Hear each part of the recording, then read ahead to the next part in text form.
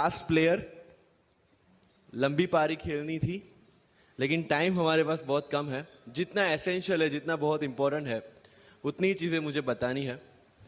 सी, UPSC हो या मैंने जीपीएससी क्लियर किया, क्लास 1 गुजरात में रैंक 34 था।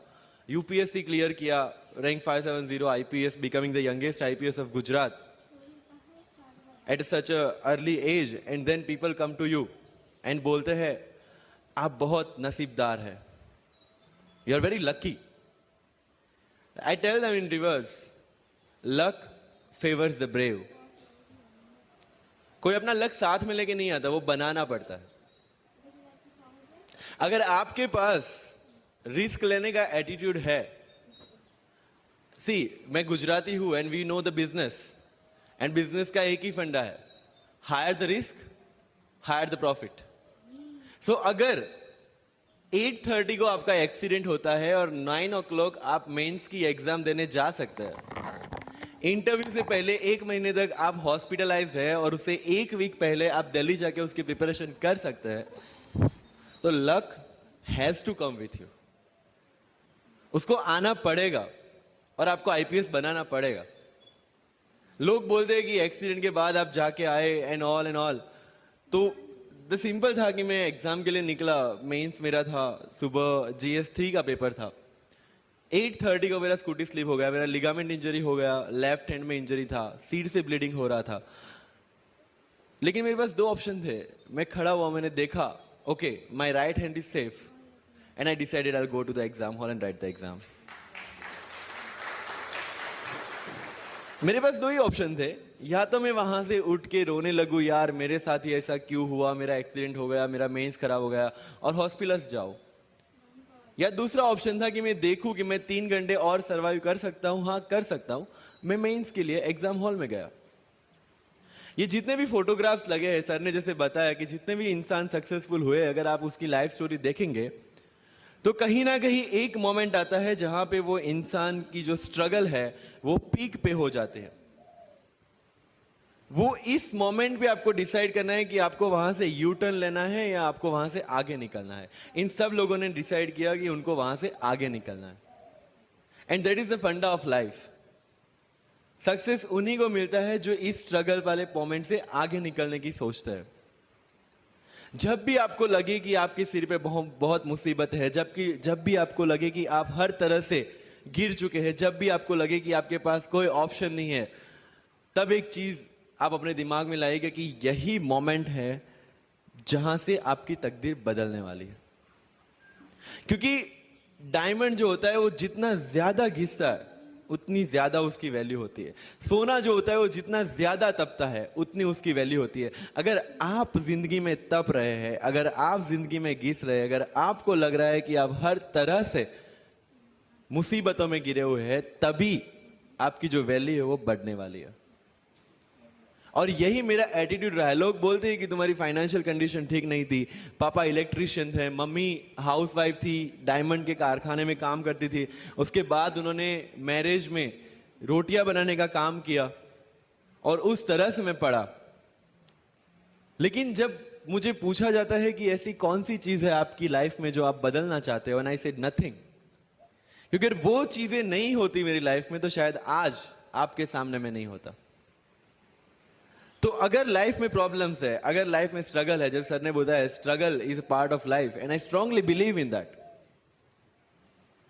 क्योंकि अगर हम दिल्ली में थे, मेरे दोस्त के साथ में निकला बाहर घूमने, तो बोलता है यार ऐसी लाइफ चाहिए, कोई मगजमारी नहीं, आराम से बैठते हैं पूरे दिन एसी वाले कमरे में, बहुत सारे पैसे हैं और कोई टेंशन नहीं, ऐसी लाइफ चाहिए मुझे। मेरे पास ऑप्शन है। बोलता क्या? बोला देख सामने एटीएम का रूम दिख रहा है, एसी वाला कमरा है, बहुत सारे पैसे, कोई मगजमारी नहीं, जॉब ले ले। क्यों आईएएस आईपीएस में दिमाग खराब कर रहा है? अगर स्ट्रगल नहीं चाहिए तो you have to compromise with that life.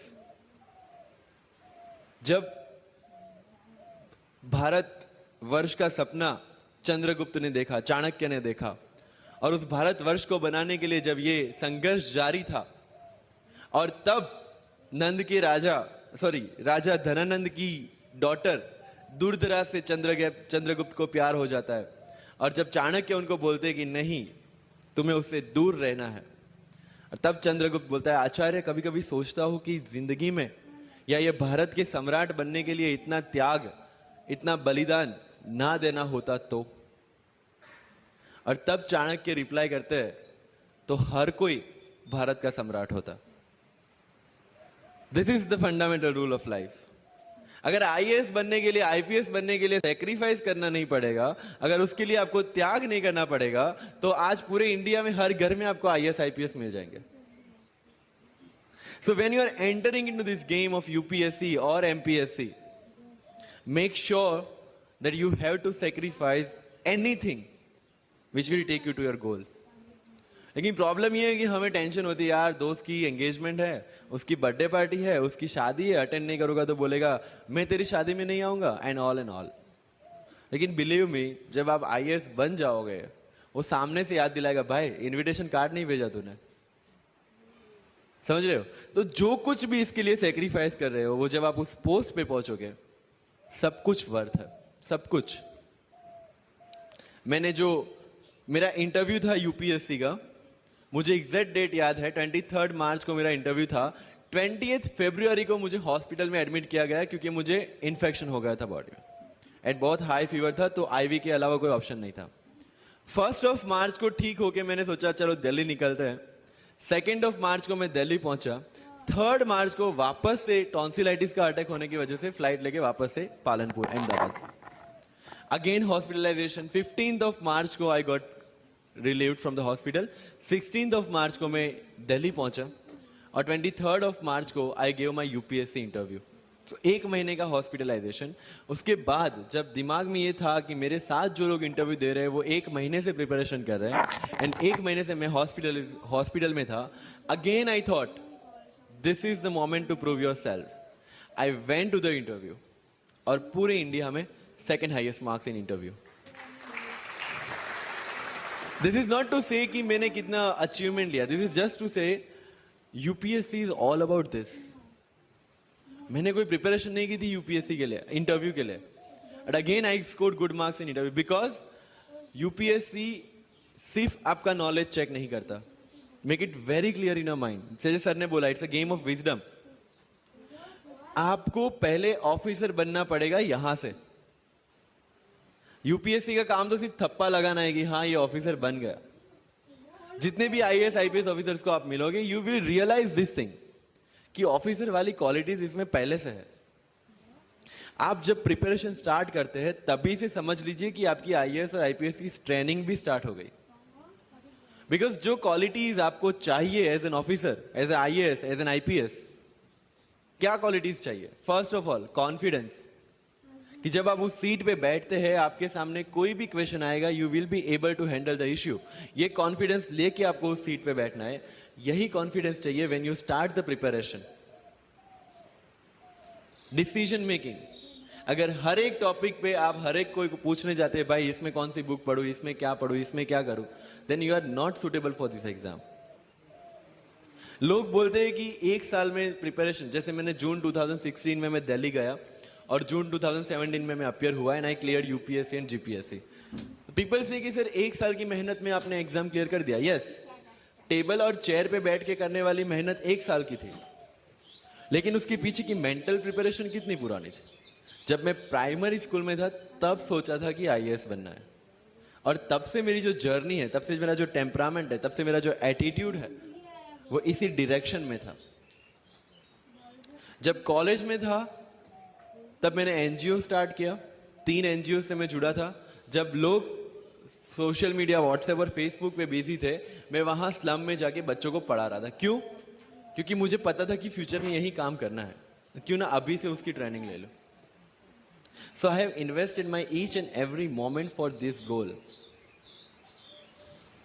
Because जो पर्सनालिटी टेस्ट लास्ट में यूपीएससी लेता है, इंटरव्यू नहीं है वो, we consider it as interrogation. Interview को इंट्रोगेशन लेके चलते हैं, वहां पे पूछताछ होगी नहीं।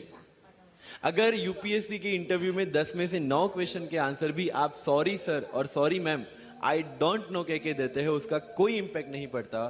इंपैक्ट पड़ता है वो 9 क्वेश्चन न आने का प्रेशर आप कैसे हैंडल करते हैं?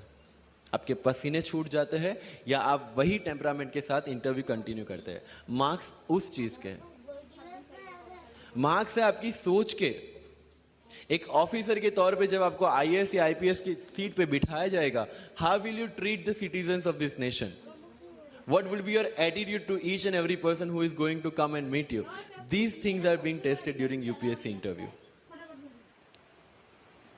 और इस सारी जर्नी में अगर सबसे इंपॉर्टेंट कोई चीज है तो that is your learning attitude, और not for UPSC, for life even.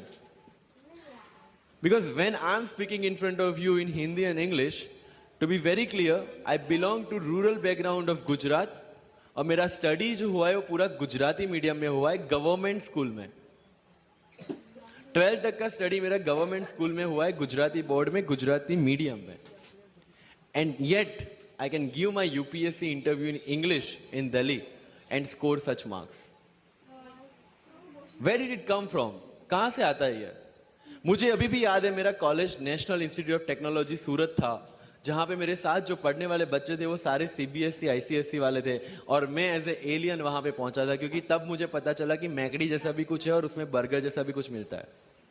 That was my first exposure to any metro city. And जब मैं उनसे इंटरेक्शन करता था और इंग्लिश बोलने की ट्राई करता था, तो जैसे संजू मूवी में इंग्लिश दिखाया गया है गुजरातियों का, जो जीरो को जीरो बोलते हैं, उसी तरह I was also like that. Mother tongue influence आ जाता है, it's very obvious. So I use to speak notes and not notes, और डोर एंड नॉट डोर, और don't and not don't. They use to make fun of me. Safin, it's not don't, it's don't. Okay, fine. I had two options. Either I stop speaking English with them or improve on that and go ahead. I decided the second option. When I started my preparation of civil services, जो English medium में करनी थी, वाजीराम में मैंने coaching किया, जहां पे पूरा इंग्लिश मीडियम में था, सारे सब्जेक्ट्स मेरे लिए नए थे. I started from the scratch. I started from the English medium NCERT of standard 5 and 6, Gujarati dictionary, Gujarati to English dictionary, and then I started my preparation.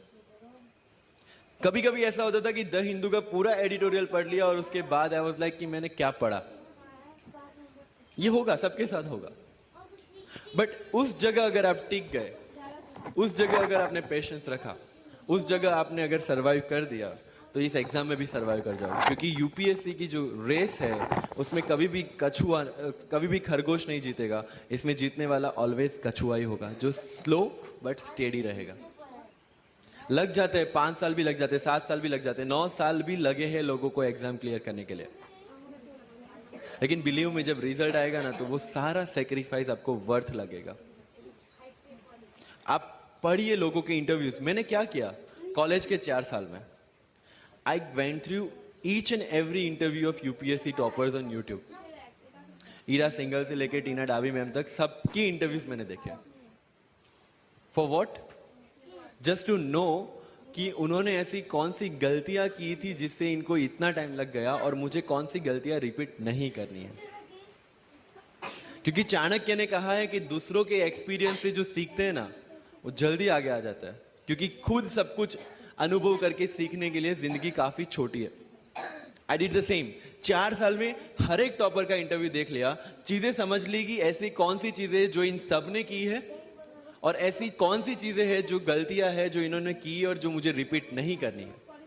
सो जब युद्ध के मैदान में हम उतरते हैं, इस चक्रव्यूह में उतरते हैं, तो अभिमन्यु की तरह नहीं, अर्जुन की प्रिपरेशन के साथ उतरना है कि हमें पता होना चाहिए कि इससे बाहर कैसे निकले. I did the same. College के 4 साल इंटरव्यूज देखे, ब्लॉग्स पढ़े, समझा कि इसमें कॉमन मिनिमम क्या है.